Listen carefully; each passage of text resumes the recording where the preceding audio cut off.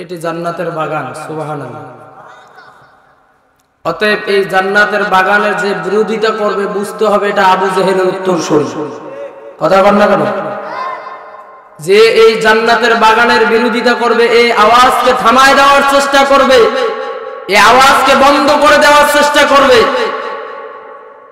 বুঝতে হবে এটা আবু জেহেলের রক্তে জড়িত আছে। অতএব আমি মনে করি যারা এখনো দাঁড়িয়ে আছেন মেহেরবানি করে কোরআনের মাহফিলে এসে বসে যান। রাস্তার মাইক কি চালু আছে? গোটা বাংলাদেশ জুড়ে মাহফিল হচ্ছে, বাধা হচ্ছে, সমস্যা হচ্ছে। কালীগঞ্জ থানায় কি এইটা প্রথম না আরো হয়েছে? আরো হয়েছে, আরো হচ্ছে, শুধু হচ্ছে না। আজকে এই কালীগঞ্জ থানায় টোটাল 9টা মাহফিল হচ্ছে, কোন জায়গায় বাধা নাই। তাহলে এই জায়গায় কে বাধা দেয়? আমাদের ভিতরেই ভেজাল আছে না নাই? এজন্য আমি বলি, আপনাদের পায়ে হাত রেখে বলি, কেউ ঝামেলা করবেন না। এটা কোরআনের মাহফিল। যদি আমার ব্যক্তিগত কোনো সমস্যা থাকে, ব্যক্তিগত যদি আমার কোনো ক্রন্দল থাকে, আমরা বাইরে মিটাবো, কিন্তু এই কোরআনের মাহফিলটার সঙ্গে হিংসা করব না। আল্লাহ চায় তো আপনি ঘুমাচ্ছেন, রাতের বেলা ঘুমালেন, এই যে কোরআনের মাহফিলের একটু মন থেকে এমনিতে একটু ঈর্ষা করে আপনি যদি রাতের বেলা ঘুমিয়ে যান, আল্লাহ না করুক আপনি মারা গেলেন, তাহলে আপনি কোরআনের দুশমন হয়ে মারা গেলেন। এজন্য আমি আপনাদেরকে অনুরোধ করব, যারা আছেন এদিক সেদিক ঘোরাফেরা করছেন, সকলেই আমরা কোরআনের সম্মানে, কোরআনের মহব্বতে আমরা এই কোরআনের মাহফিলে এসে বসে যাব ইনশাআল্লাহ। সাইডের আওয়াজ হচ্ছে।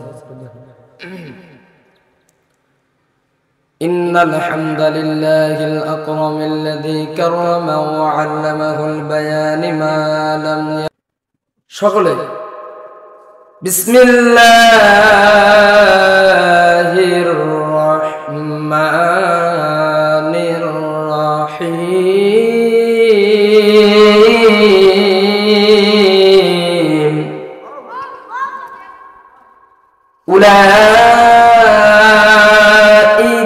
আলা হুদাম মির রাব্বিহিম ওয়া উলাইকা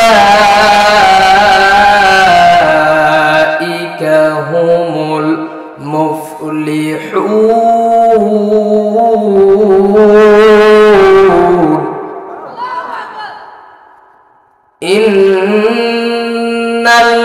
ইন্নাল্লাযীনা কাফারু সাওয়াউন আলাইহিম আ'আনযারতাহুম আম লাম তুনযিরহুম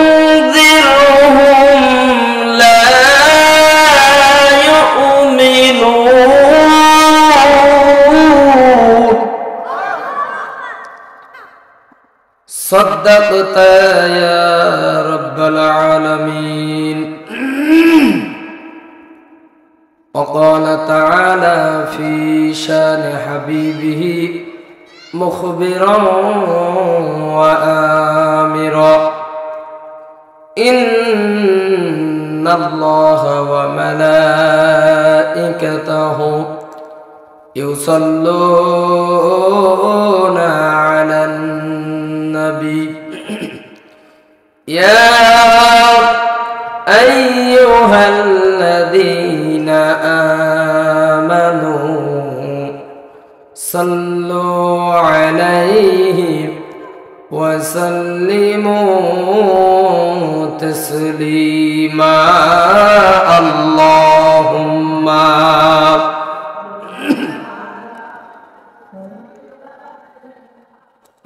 مولانا محمد وعلى آله مولانا হে রাসূল তোমায় ভালোবাসি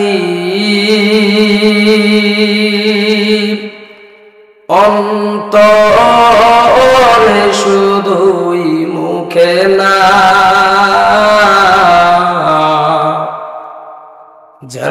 জান্নাতের আশায় নয় হে রাসূল জাহান্নাম কেউ ডরি না হে রাসূল তোমায় ভালোবাসি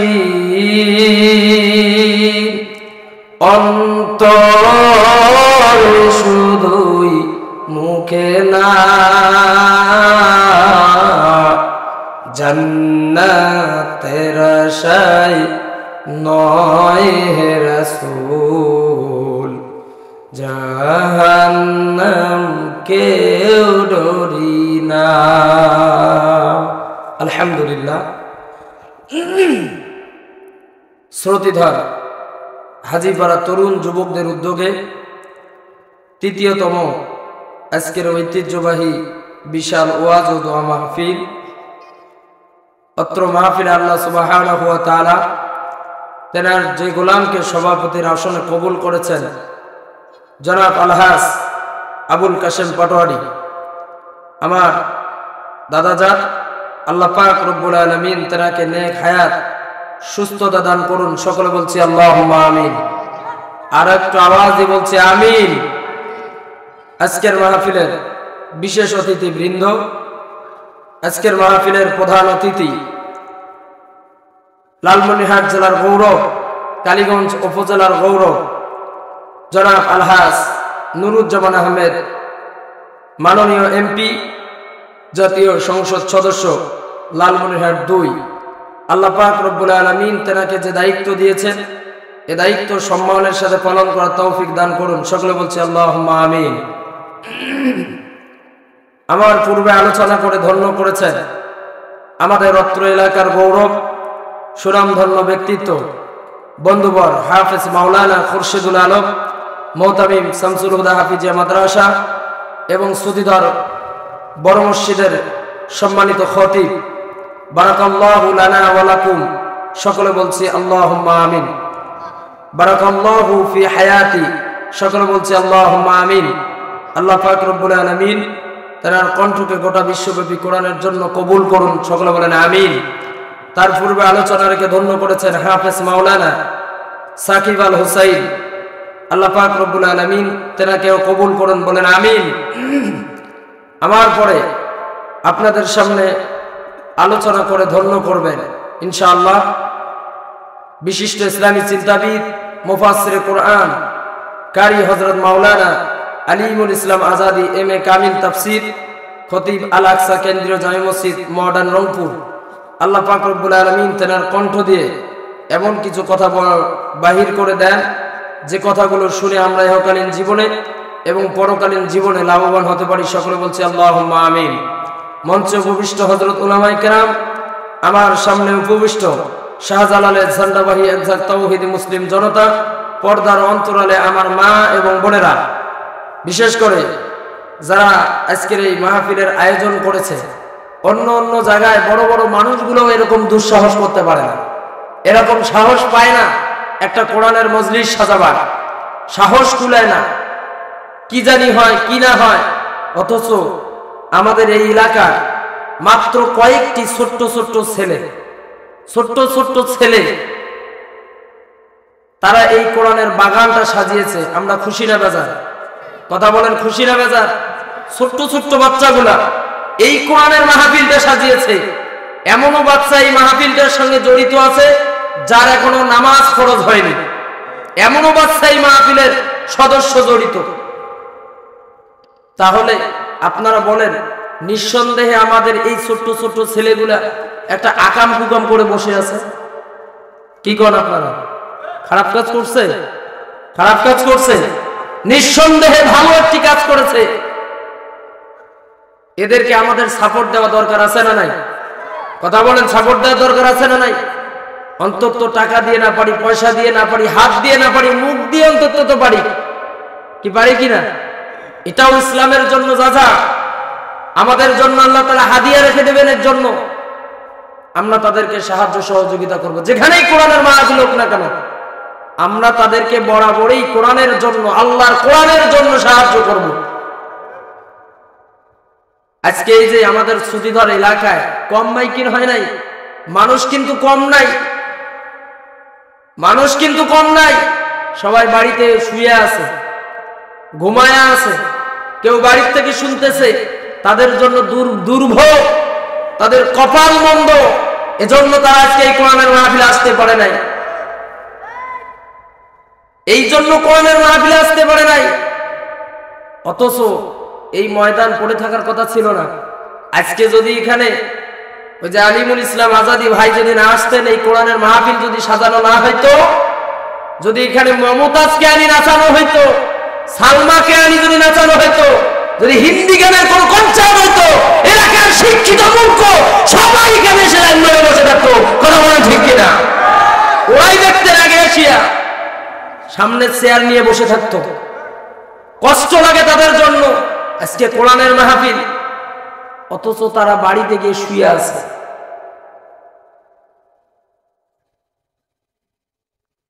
সম্মানিত উপস্থিতি,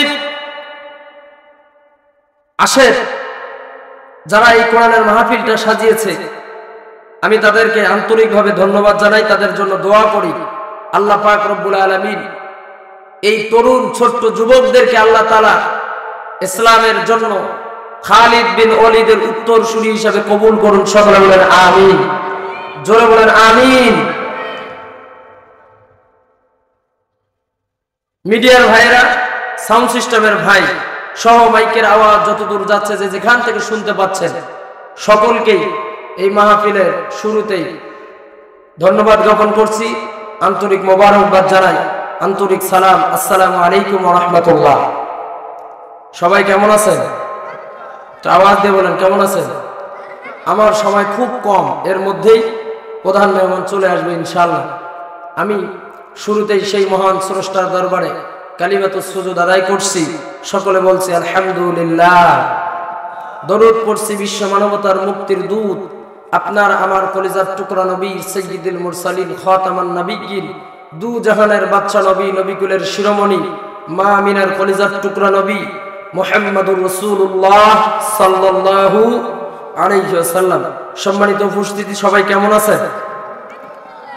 আমি বলি, যাদের কানে আওয়াজ যাচ্ছে, যারা শুনতে পাচ্ছেন, এই মাহফিলটা এই জায়গায় হয়েছে, আপনাদের শুকরিয়া আদায় করা দরকার। ঠিক কিনা বলো? শুকরিয়া আদায় করা দরকার। কেননা এই মাহফিলটা এই এলাকার জন্য রহমত, আমাদের জন্য রহমত। অনেকের আবার এই কোরআনের কথাগুলো সহ্য হচ্ছে না, কান ফেটে যাচ্ছে, আছে না নাই?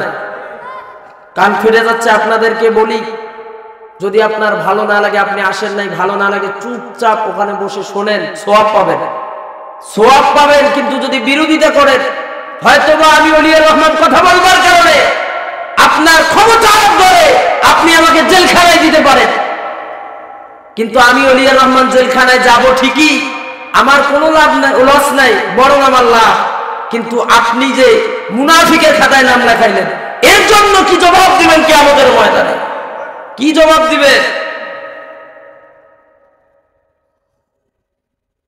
শুধু আমাদের জন্য রহমত তা নয়, আল্লাহ রাসূলের হাদিস থেকে বলি শোনেন, যারা যেখান থেকে শুনতেছেন একটু কান লাগায় দেন। আল্লাহর রাসূল বলেন, যেই জায়গার ভিতরে কোরআনের কথা হয়, যেই জায়গায় কোরআন তেলাওয়াত হয়, যেই জায়গায় আল্লাহর রাসূলের হাদিস বলা হয়, ওখান থেকে আওয়াজটা যত দূর পর্যন্ত যাবে, তত দূর পর্যন্ত যত কবর আছে, আল্লাহ তাআলা প্রত্যেকটা কবরের আযাব বন্ধ করে দেয়। কি চমৎকার কথা! অন্তত আমরা আজকে এই কোরআনের মাহফিলটার কারণে জানি না আমাদের পাশে আপনজনেরা শুয়ে আছে, তাদের আমলনামা কিরকম, আর তারা কোন জায়গায় আছে আমরা জানি না। এই কোরআনের মাহফিলের সম্মানে আল্লাহ তাআলা এই মুহূর্তে তাদের কবরের আযাবকে বন্ধ করে দিয়েছে। সম্মানিত উপস্থিতি, আমি আপনাদের সামনে একটা ঘটনা তুলে ধরি, তাহলে বুঝবেন এই মাহফিলগুলো আমাদের জন্য কেমন রহমত, কেমন শুকরিয়া আদায় করা দরকার। আল্লাহর পয়গম্বর হযরত মূসা কালিমুল্লাহ, একজন নবীর নাম হযরত মূসা কালিমুল্লাহ, হঠাৎ করে একদিন আল্লাহর সঙ্গে কথা বলার জন্য তুর পাহাড়ে যাবে। তুর পাহাড়ে যাচ্ছে, এমতো অবস্থায় একজন মানুষ ডাক দিলেন, ওগো আল্লাহর পয়গম্বর মূসা শোনো। ও আল্লাহর পয়গম্বর মূসা, তুমি কি তুর পাহাড়ে যাও? আল্লাহর পয়গম্বর বললেন, আমি তুর পাহাড়ে যাচ্ছি আল্লাহর সঙ্গে কথা বলার জন্য। একজন মানুষ ডাক দিল, আল্লাহর পয়গম্বর শোনো, তুমি তুর পাহাড়ে যাবা ঠিকই, আমার কথাটা তোমার আল্লাহকে বলবা। ব্যক্তি বললেন, আমার কথাটা তোমার আল্লাহকে বলবা? কি কথা? আমার এত সম্পদ, এত সম্পদ, এই সম্পদের জ্বালায় আমি আর বাঁচি না। ওগো আল্লাহর পয়গম্বর মূসা, আল্লাহকে গিয়া বলবা কোন আমলটা করলে আমার সম্পদ কমবে। সুবহানাল্লাহ, জোরে বলেন সুবহানাল্লাহ। এই দোয়া কি বাংলাদেশের কেউ করে নাকি? করে? পৃথিবীর কেউ করে? যত সম্পদ বাড়তেছে ততই আমার হচ্ছে না, যত বাড়ে ততই লাগে, যতই বাড়ে ততই লাগে। অথচ ওই ব্যক্তি আল্লাহর কাছে দোয়া করলেন, মূসা আলাইহিস সালামকে বললেন কোন আমল করলে আমার সম্পদ কমবে। সুবহানাল্লাহ। আল্লাহর পয়গম্বর মূসা বললেন, ঠিক আছে, তোমার এই মেসেজটা আল্লাহর কাছে আমি দিব। রাস্তায় যাইতে ধরলেন, আর একজন ব্যক্তি আল্লাহর পয়গম্বর মূসারে ডাক দিলেন, ওগো আল্লাহর পয়গম্বর মূসা শোনো, তুমি তো আল্লাহর কাছে যাবা, আমার একটা মেসেজ, আমার একটা কথা তোমার আল্লাহকে গিয়ে বলবা। আমি এমন অসহায় ব্যক্তি, এত গরিব, খাইতেও পারি না, চলতেও পারি না, ভালো একটা পোশাক আমার শরীরে নাই। ওগো আল্লাহর নবী মূসা, ওগো আল্লাহর পয়গম্বর মূসা শোনো, আল্লাহকে গিয়ে বলবা কোন আমলটা করলে পরে আমার আল্লাহ আমার সম্পদ বাড়ায়া দিবে। আল্লাহর পয়গম্বর মূসা বললেন, ঠিক আছে, তোমার মেসেজটা আল্লাহকে দিব। আল্লাহর পয়গম্বর যাইতে ধরলেন, হঠাৎ করে আর একটা মানুষের সঙ্গে সাক্ষাৎ হয়ে গেল। ও আমার এলাকার মুসলমানেরা, আমার এলাকার মা বোনেরা, যারা বাহিরে শুনতেছেন একটু কান লাগায় দেন, এমন একটা মানুষের সঙ্গে সাক্ষাৎ হয়ে গেছে। আল্লাহর পয়গম্বর মূসাকে ডাক দিয়ে বললেন, ওগো আল্লাহর পয়গম্বর মূসা, তোমার আল্লাহর কাছে যাবা, তোমার আল্লাহ আমাকে কেন, কি কারণে আল্লাহ তাআলা সৃষ্টি করছে আমি জানতে চাই। আমার দুইটা হাত নাই, আমার দুইটা পা নাই। আল্লাহু আকবার বলেন, জোরে বলেন আল্লাহু আকবার। আমার দুইটা হাত নাই, আমার দুইটা পা নাই। একটা দিন যদি কোনো মানুষ আমাকে করুণা করে খাওয়ায় দেয় তো আমি খাইতে পারি, আর যদি খাওয়ায় না দেয় তো আমাকে না খেয়ে থাকতে হয়। বৃষ্টির মধ্যে পড়ে থাকি, যদি কেউ করুণা করে আমাকে সরায়া দেয় তাহলে পরে আমি সরে যাই, আর যদি কেউ সরায়া না দেয় ওই বৃষ্টির মধ্যেই ভিজি, আর ওই বৃষ্টি সরে যাওয়ার পরে রোদের মধ্যে আবার শুকায়া দেয়। ওগো আল্লাহর পয়গম্বর মূসা, আমার হাত নাই, পা নাই, তোমার আল্লাহকে গিয়া বলবা আমার আল্লাহ আমাকে কেন সৃষ্টি করেছে, আমি আল্লাহর কোন কাজে আসতে পারি, কি কাজের জন্য আল্লাহ আমাকে তৈরি করেছে। আল্লাহু আকবার। আমার হাত নাই, পা নাই, কোনো কাজেই তো আসি না, কেন আল্লাহ আমাকে তৈরি করলো? আল্লাহর পয়গম্বর মূসা বলল, ওগো আল্লাহর নবী মূসা, আল্লাহর নবী ডাক দিয়ে বলল, ঠিক আছে, তোমার মেসেজটাও আমি আল্লাহর কাছে দিব। আল্লাহর পয়গম্বর মূসা আলাইহিস সালাতু ওয়াস সালাম তুর পাহাড়ে চলে গেলেন, আল্লাহর সঙ্গে কথা বললেন।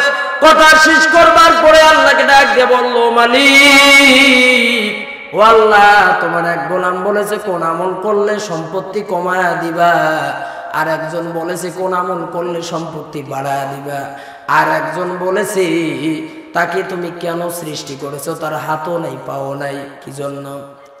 প্রথম নম্বর ব্যক্তির কথা বললো আল্লাহর নবী মূসা, তোমাকে যে ব্যক্তি বলেছে ধন সম্পদ কমায় দেওয়ার কথা, তাকে যা বলবা সে যেন আমার শুকরিয়া আদায় না করে, আর সে যেন কোনোদিন যাকাত না দেয়। আল্লাহু আকবার, জোরে বলেন আল্লাহু আকবার।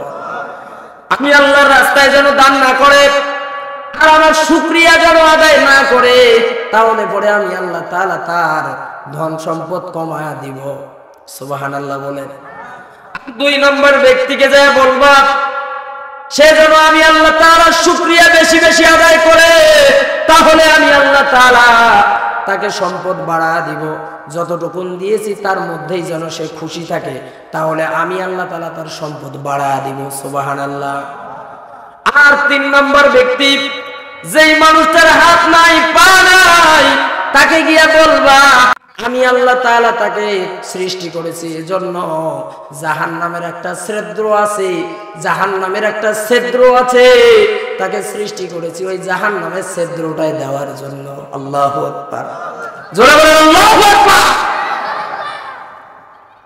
আল্লাহর পয়গম্বর মুসা আসলেন, প্রথমে দেখা হয়ে গেল ওই ব্যক্তির সঙ্গে যেই ব্যক্তির হাত নাই পা নাই। আল্লাহর নবী মুসা মনটা মলিন, আহারে এত কষ্টে জীবন যাপন করতেছে, আবার মরার পরেও তাকে জাহান্নামে দিবে। আল্লাহর নবী মুসা মনটা খারাপ। ওই ব্যক্তি ডাক দিয়া বলল, ও আল্লাহর পয়গম্বর মুসা, আপনার মন খারাপ তার কারণটা কি আমাকে বলেন, আমার ব্যাপারে আল্লাহ তাআলা কি বলেছেন? আল্লাহর নবী মুসা বলল, পথিক তোমার কথাটা কি না শুনলে হয় না? বলল যে না না, আমাকে কথা শোনাই লাগবে। আমাকে আল্লাহ তাআলা কোন কাজের জন্য সৃষ্টি করেছে? আল্লাহর নবী মুসা মনটা খারাপ করে ওই পথিককে বলল, পথিক শোনো, আল্লাহ পাক রব্বুল আলামিন তোমাকে এজন্যই সৃষ্টি করেছে, জাহান্নামের একটা ছিদ্র আছে, ওই ছিদ্রটাকে বন্ধ করবার জন্য তোমাকে আল্লাহ তাআলা সৃষ্টি করেছে। সঙ্গে সঙ্গে হাত নাই পা নাই ওই ব্যক্তি আলহামদুলিল্লাহ বলে উঠেছে। জোরে বলেন সুবহানাল্লাহ। আল্লাহর ওই গোলাম হাত নাই পা নাই, তারপরে আলহামদুলিল্লাহ বললেন, যাক আল্লাহ তাআলা আমাকে একটা কাজের জন্য হলেও তৈরি করেছে। সুবহানাল্লাহ। আজকে আমরা মানুষ, হাত আছে পা আছে মুখ আছে ক্ষমতা আছে, আমাদের ক্ষমতার অপব্যবহার করতেছি। কি একটু ক্ষমতা পাইলাম, কি একটু সদস্য পদ পাইলাম, তারই মশানে বাঁচি না, তারই গরমে বাঁচি না। এ গরম তোমার থাকবে কয়দিন? আজ না হোক কাল যে চেয়ারে আছো, ওই চেয়ার থেকে আল্লাহ টেনে হেঁচড়ে জমিনের সঙ্গে মিশায়া দিতে পারে কি পারে না? তাহলে গরমটা কিসের তোমার? কিসের গরম? এই গরম নিয়ে চলা যাবে না। সাবধান হয়ে যাও, মানুষের সঙ্গে ভালো ব্যবহার করে চলো, এটাও সদকায়ে জারিয়া।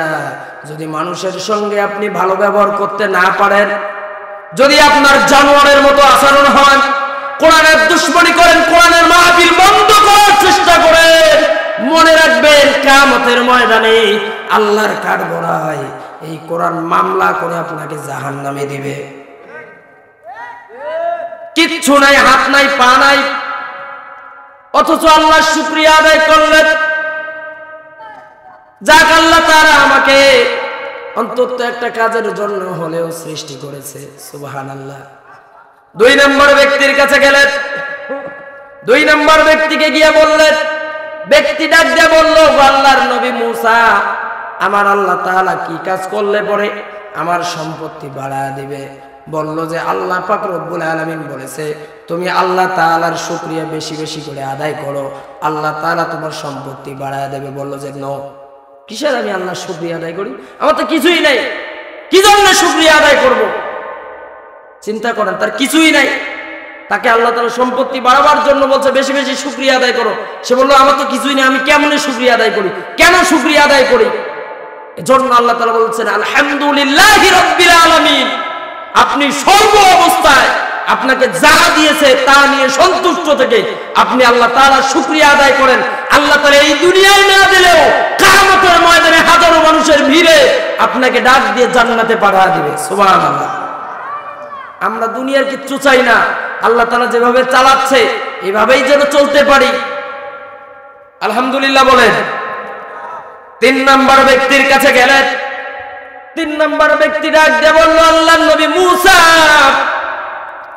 কোন আমল করার কারণে, কোন আমলটা করলে পরে আল্লাহ তাআলা আমার সম্পত্তি কমায় দিবে?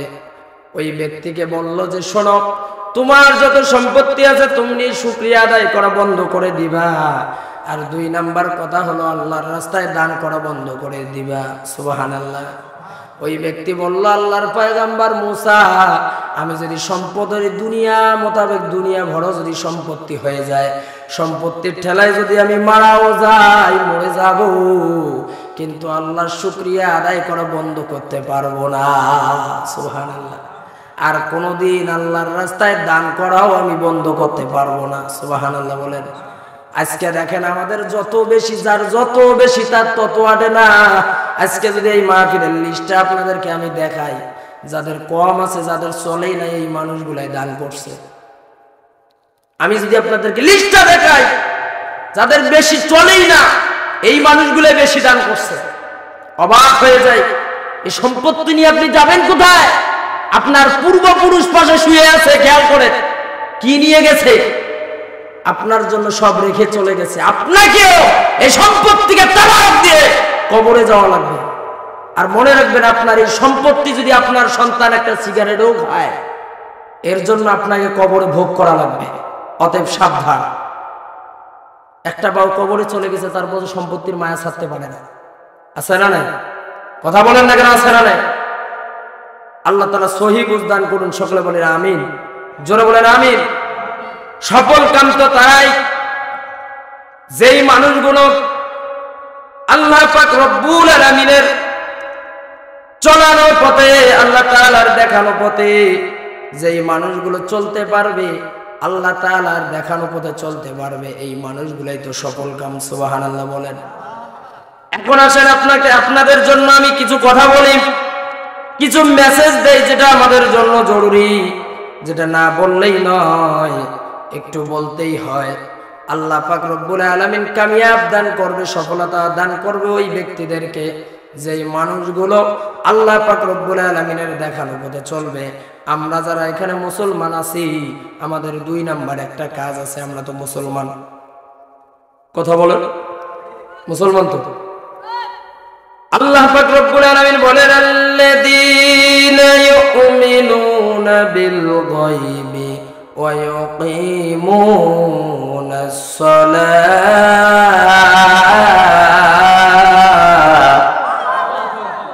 যেই মানুষগুলো আল্লাহ তাআলাকে অদৃশ্যে বিশ্বাস করে, আল্লাহকে কোনোদিন দেখে নাই, বিশ্বাস করে, এই মানুষগুলোর 2 নাম্বার কাজ হলো, আল্লাহ তাআলা বলেন ওয়া ইউকিমুনাস সালাত। নামাজ তো পড়ার দরকার নাই, ঠিক কিনা বলেন? কাবা কাছে ঠিক। নামাজ পড়ার দরকার আছে? আছে না নাই? দরকার আছে না নাই? মাহফিল কমিটিতে কারা কারা আছে, একটু মেহেরবানি করে স্টেজে আসেন। আগে এদের নামাজ পড়া দরকার। কথা বল।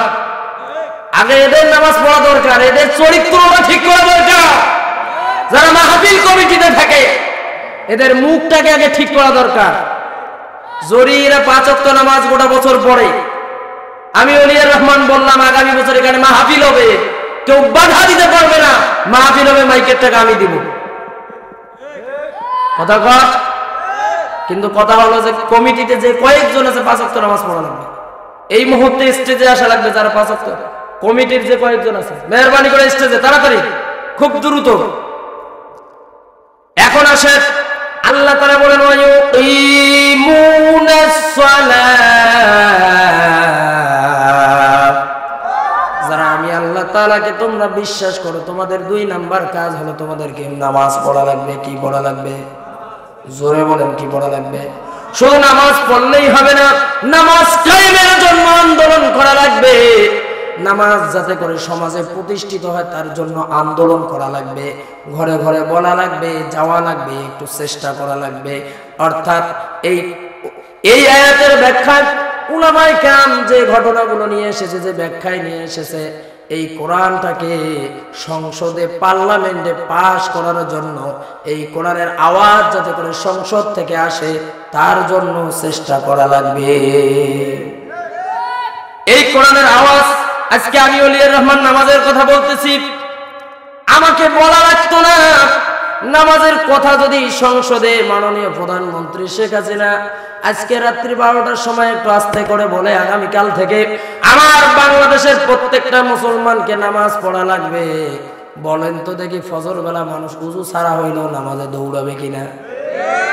দৌড়াবে কিনা? তাহলে এই কোরআনের আওয়াজ আসার কথা কোথা থেকে?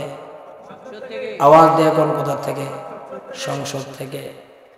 আজকে যদি মাননীয় প্রধানমন্ত্রী কয় আগামীকাল থেকে আমার বাংলাদেশের প্রত্যেকটা মহিলাকে পর্দা করে চলা লাগবে, পর্দা না করবে যেই জায়গা বেড়াবে ওই জায়গায় আলকাতরা মেরে দেওয়া হবে। এখন বলেন দেখি, এদের যদি কাপড় নাও থাকে যেকনা আছে ওকনা দিয়ে ঢাকবে, বাবা ভালে নমায় আলকাতরা মেখে দেবে, ঠিক কিনা বলেন? কিন্তু আজকে এরকম আওয়াজ ওখান থেকে আসে না, ওখান থেকে আওয়াজ আসে কেমন? শরীফ থেকে শরীফ আইছে, আরিফ থেকে আরিফ আইছে, মানে ওখান থেকে এমন কায়দার আওয়াজ আসে, পুরুষ মানুষ মনে মনে বেলেবের মেয়ে, মেয়ে মানুষ মনে মনে আবার পুরুষ, এরকম আওয়াজ আসে ওখান থেকে। নাউজুবিল্লাহ বলেন। এই যে আমাদের অবস্থা।